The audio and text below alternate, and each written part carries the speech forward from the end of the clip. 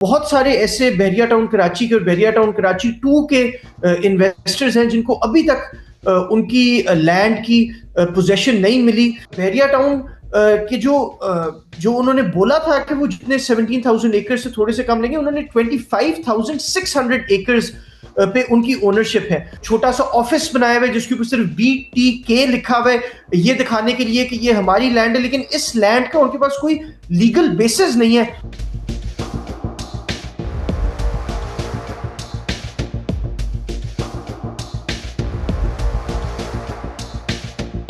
بحریہ ٹاؤن کے multiple cases اس وقت پاکستان کے اندر چل رہے ہیں. اس سے پہلے پاکستان کے باہر بھی ایک نیشنل کرائم ایجنسی کا یونائٹڈ کنگڈم میں بھی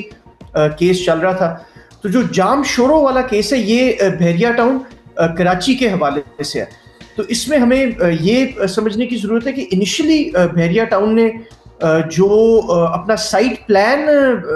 شیئر کیا تھا ڈفرینٹ اداروں کے ساتھ، جو سپریم کورٹ میں بھی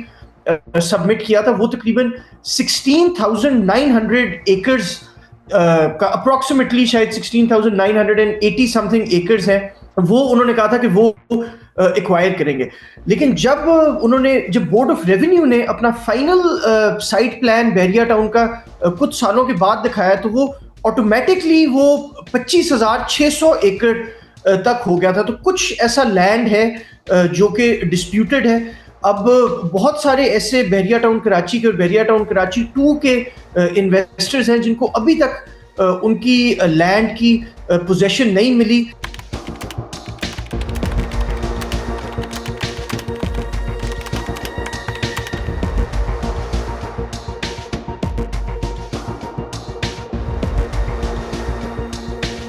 بحریہ ٹاؤن کو سپریم کورٹ نے آرڈر کیا تھا کہ وہ 460 بلین روپیز پے کریں گے، جو کہ لینڈ وہ کراچی اور سندھ کے باقی اضلاع میں وہ ایکوائر کر رہے تھے، جو کہ میں آپ کو بتا رہا تھا 17,000 ایکڑ سے تھوڑے سے کم ایکڑز تھے. تو ابھی تک جو ہماری معلومات ہے اور جو ہمارا نیوز آؤٹلیٹ ہے دا پاکستان ڈیلی وہ اس کو بڑی کلوزلی فالو کر چکے ہیں کہ بحریہ ٹاؤن تقریباً 60 بلین روپیز ابھی تک پے کر چکا ہے آؤٹ آف دس 460 بلین. اور اس 60 بلین کے اندر بھی ایک 190 ملین پاؤنڈ کی سیٹلمنٹ ہے جو کہ national crime agency United kingdom اور گورنمنٹ آف پاکستان کے بیچ میں تھی.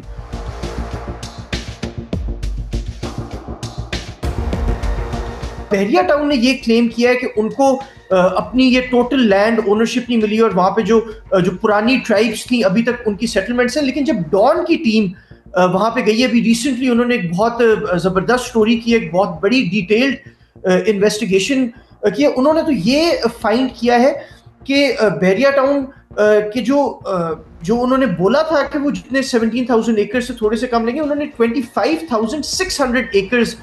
پہ ان کی اونرشپ ہے. اور یہ بھی ایک بڑی ہی عجیب سی بات ہے کہ جب ڈان کی ٹیم وہاں پہ گئی تھی تو بحریہ ٹاؤن کے گارڈز بھی وہاں پہ آ گئے تھے اور ان کو ہراس کرنا شروع ہو گئے کہ آپ یہاں پہ کیا کر رہے ہیں، آپ یہاں پہ کس کی اجازت سے آئے. اینڈ تک انہوں نے اپنی باؤنڈری والز بنائی ہوئی ہے، ایک چھوٹا سا آفس بنایا ہوا ہے جس کے اوپر صرف BTK لکھا ہوا ہے، یہ دکھانے کے لیے کہ یہ ہماری لینڈ ہے، لیکن اس لینڈ کا ان کے پاس کوئی لیگل بیسس نہیں ہے اس کو ایکوائر کرنے کا یا اس کی اونرشپ کلیم کرنے کا. تو جو سپریم کورٹ میں بحریہ ٹاؤن کی آرگومنٹس ہیں، بہت سارے سینئر وکلاء کے مطابق it's based on a false premises.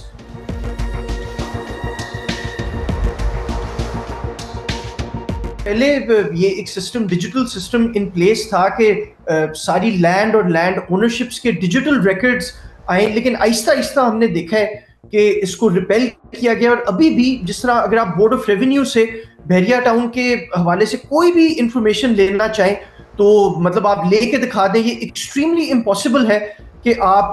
کوئی بھی ریلیونٹ ڈاکیومنٹ جو ڈیٹا جو کہ پبلک ڈیٹا ہے، جو کہ یہ جو سندھ کی لینڈ تھی، سندھ کے لوگوں اور سندھ کی حکومت کی لینڈ تھی، اس کو کس طریقے سے یہ پرائیویٹ پراپرٹی ڈیولپرز کو بانٹی گئی ہے. اس کے اندر بہت سارے جو سینئر گورنمنٹ آفیشلز ہیں، جس کے اندر نیب کے آفیشلز بھی ہیں، جو سندھ کی مختلف ڈیولپمنٹ اتھارٹیز کے جو سینئر آفیشلز ہیں، ان کے اوپر بڑے سنگین الزامات ہیں کہ وہ ان لینڈ گریبرز کے ساتھ ہینڈ ان گلو چل کے انہوں نے ان کو فیسیلیٹیشن فراہم کی ہے کہ وہ उनको ये इलीगली जो लैंड उनकी नहीं भी बनती, जो उन्होंने अगर एक स्पेसिफिक लैंड बोला है कि वो एक्वायर करेंगे, उससे ज्यादा उससे तजावुज करके उनको लैंड दी है.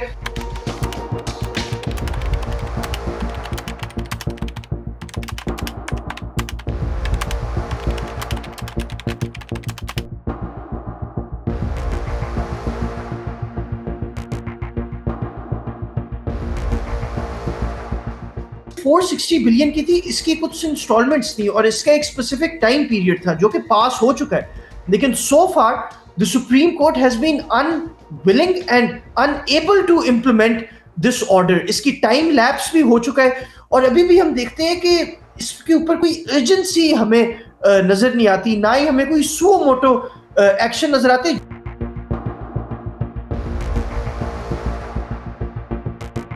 ओवरऑल हम देख रहे हैं कि पाकिस्तानी सोसाइटी एक किस्म की सबमिट कर रही है रियल एस्टेट टाइकून्स और ये रियल एस्टेट कंपनीज के आगे. तो मेरे ख्याल में ये शायद एक थोड़ा पेसिमिस्टिक व्यू है, लेकिन मेरे ख्याल में तो जो रियल एस्टेट लॉबीज हैं इनका इन्फ्लुएंस पाकिस्तान में बढ़ेगा और जो ये देहाती इलाके हैं, जो कि ट्राइबल लोग हैं, जो ये गोत्स हैं और ये जो बाकी जो लोग गांव में रहते हैं, आहिस्ता आहिस्ता अर्बनाइजेशन होगी, रूरल एरियाज को अर्बन सेंटर्स में कन्वर्ट किया जाएगा और इसमें बहुत सारे लोग बहुत सारा पैसा कमाएंगे. इसके अंदर करप्शन और ब्राइबरी के भी बहुत सारे मौके खुलेंगे और ये सिर्फ सिंध की हद तक महदूद नहीं है, ये पाकिस्तान में भी पंजाब में भी, साउथ पंजाब में, केपी के इलाकों में, बलोचिस्तान में हम देखेंगे कि ये रियल एस्टेट कंपनीज मजीद अपनी पेनिट्रेशन करेंगी. Thank you for watching the full video. आप में से बहुत से ऐसे लोग हैं जिन्होंने शायद हमारा यूट्यूब चैनल सब्सक्राइब नहीं किया. So if you want to support independent journalism and watch more meaningful content, please subscribe to our YouTube channel.